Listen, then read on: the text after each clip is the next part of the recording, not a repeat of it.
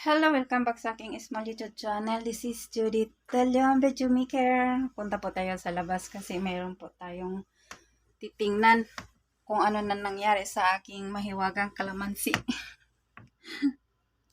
Wait lang.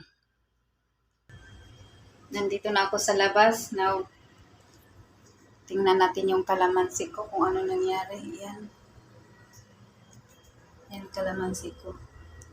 Yung kalamansi ko na yan ay marami yung bulaklak dati. Yan si taas na yan. Maraming bulaklak tapos nagkabunga. Nang nagkabunga na siya, maliliit pa lang, nangalaglag. Dahil sa sobrang init ng panahon, mabuti nga siya hindi namamatay. May natira mang bunga, yan pa isa-isa.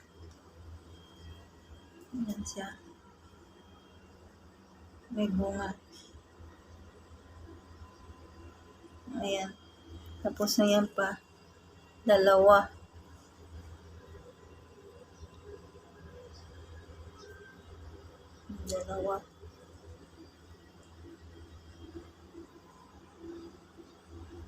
Dalawa na lang natirang bunga sa dami nun.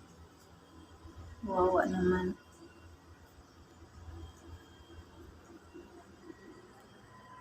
So yan lang ang natira sa daming bunga noong after na magbulaklakan, nagkantahulog, katatata.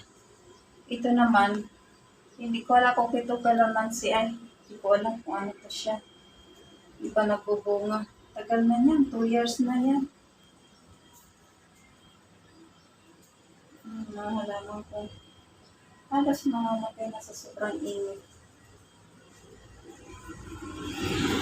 Yung may halaman doon.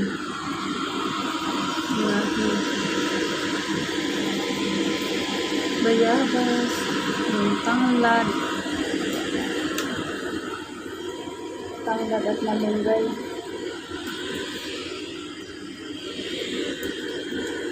Yan sila. Kaya nabuhay at medyo malusog yung tanglad at malunggay kasi tinapat ko sa aircon doon, aircon sa taas. Yung building.